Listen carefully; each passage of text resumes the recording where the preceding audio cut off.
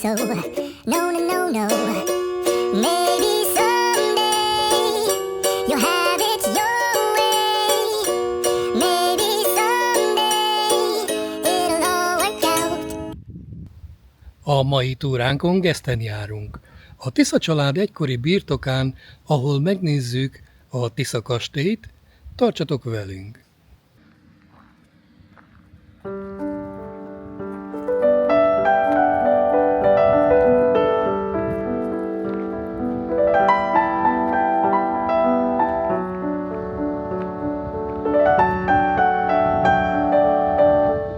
A Tisza család arról híres, hogy 2 miniszterelnököt is adott a Magyar Királyságnak. Tisza Kálmán 1875 és 1890 között, még Tisza István 1903 és 1905, majd 1913 és 17 között volt Magyarország miniszterelnöke. A Boros Jenői és Szegedi gróf Tisza család régi magyar nemesi család. A Tisza család szerepét a 17. század közepétől ismerik a krónikák.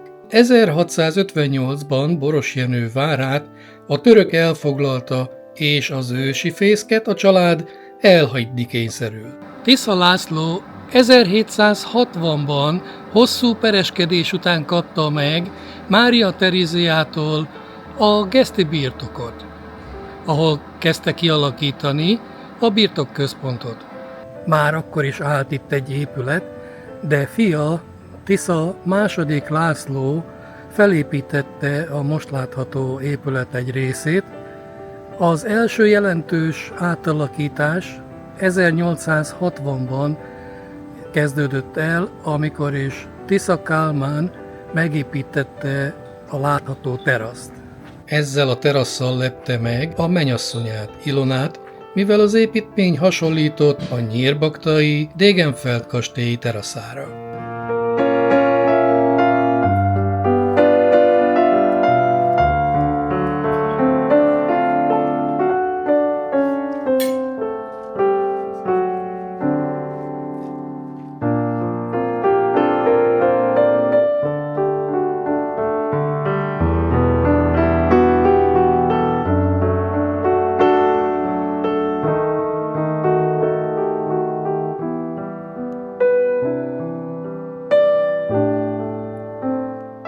A másik változás a kastély főszárnyának középső részén átvezető kocsibejáró beépítése. Ez volt a főbejárata a kastélynak, amelynek helyén szobát alakítottak ki. A következő nagyobb átalakítás 1902-ben történt, amikor Tisza István bevezettette az elektromos áramot az épületbe, elhelyeztetett egy hideg-melegvizes tartályt a padlástérben, és bevezettette a telefont. Sajnos 1945-re az épület bútorzata teljesen elpusztult, így később 1947-től iskolaként, majd művelődési házként és könyvtárként szolgált az épület.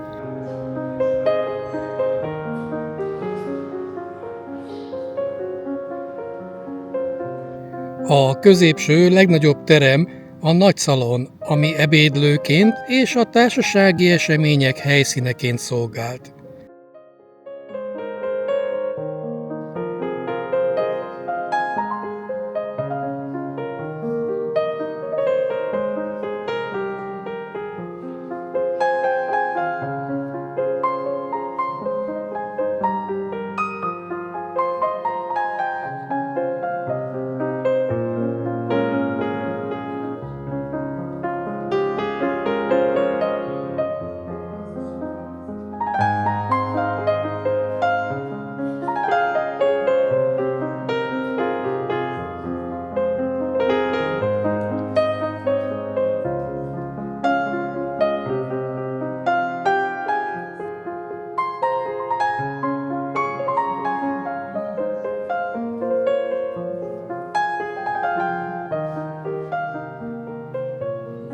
A család ősi címerén egy páncélinges és sisakos magyar vitéz áll, jobb kezében kivont kardjahegyén török fejet, bal kezében 3 szál búzakalász tartva.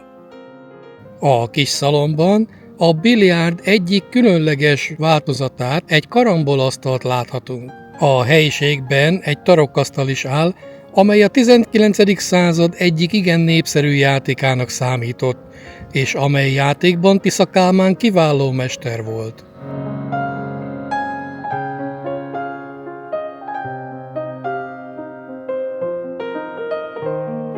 A Tisza család fő birtokai Bihar vármegyében feküdtek, és az egyes családtagok jelentős vármegyei tisztségeket viseltek. 1879-ben Szegeden nagy árvíz pusztított. Tisza harmadik Lajos királyi biztosként dolgozott Szeged újjáépítésén. Érdemei elismeréseként Szeged városa díszpolgárrá avatta, az uralkodó Ferenc József pedig 1883-ban grófi rangra emelte. A grófi rangot az örökösi főrendházi tagsággal együtt 1897-ben kiterjesztették Tisza Kálmán gyermekeire, Istvánra, Kálmánra és Lajosra. Tisza Lajos grófi címerében elefántok is találhatók, ennek pedig nem más az oka, mint hogy Lajos nagyon sokat járt Indiába vadászni, és beleszeretett ezekbe az állatokba. Tisza Kálmán dolgozó szobájába egy kis átjáron jutunk el, amelynek falán több mint 600 törvény címét olvashatjuk, melyek Tisza Kálmánhoz köthetőek.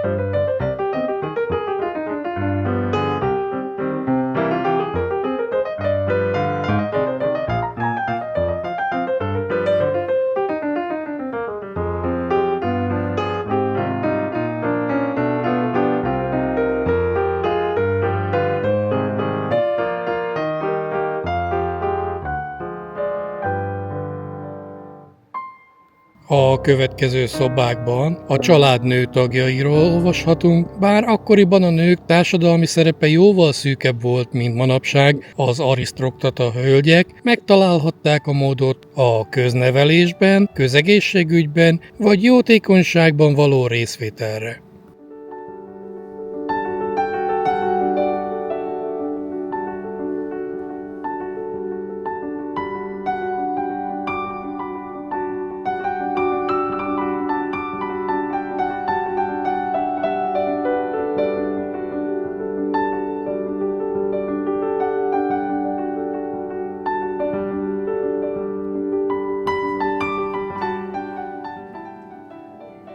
Ezután kitér a tárlat a Tisza István ellen 1912. június 7-én elkövetett merényletre, amely az első volt az ellene elkövetett 4 merénylet közül. Amikor az első miniszterelnökségét elvesztette Tisza István, elvállalta a képviselőház elnöki tisztségét. Feltett szándéka volt, hogy erőszakkal törje le az ellenzéki obstrukciót. A védőtörvény parlamenti megszavazása után az ellene tiltakozó képviselőket Tisza a karhatalommal vezettette ki az utcára.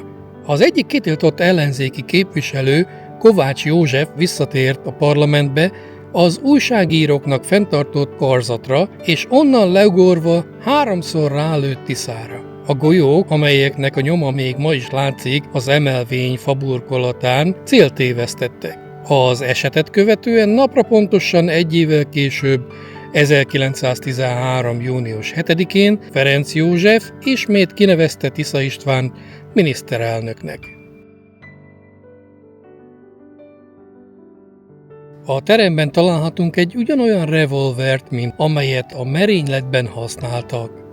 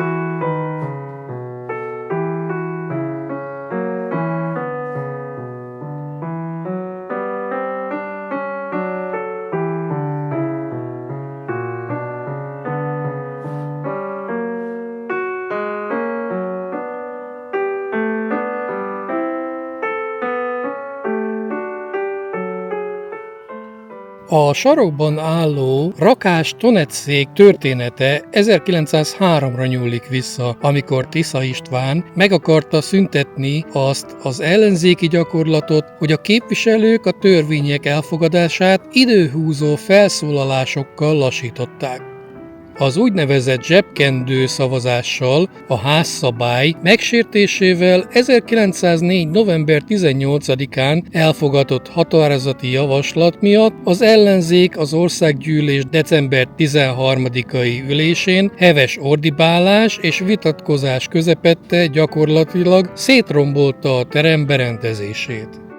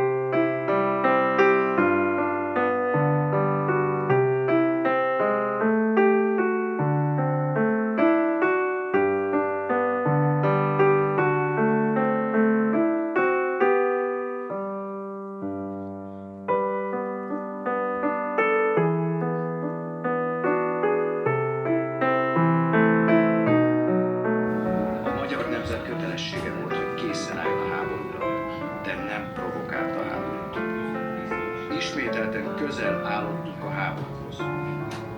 De akik a monarchia sorsát intézték nagy békeszeretettel, önmérsékléssel és hidegvérrel megőrizték a béke áldásait. Ez helyes volt így.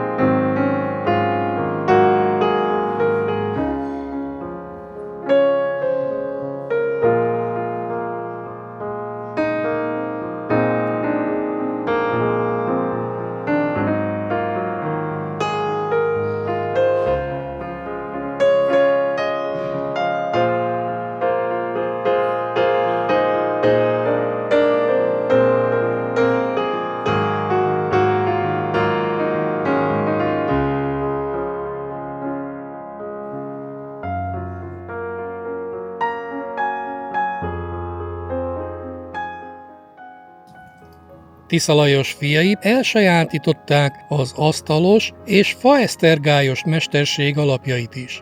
A gyerekeket a kor legjobb házitanítói oktatták, akiket gyakran küldtek külföldi tanulmányútra a szülők, és akik bármikor bevonhattak további mestereket az oktatásba.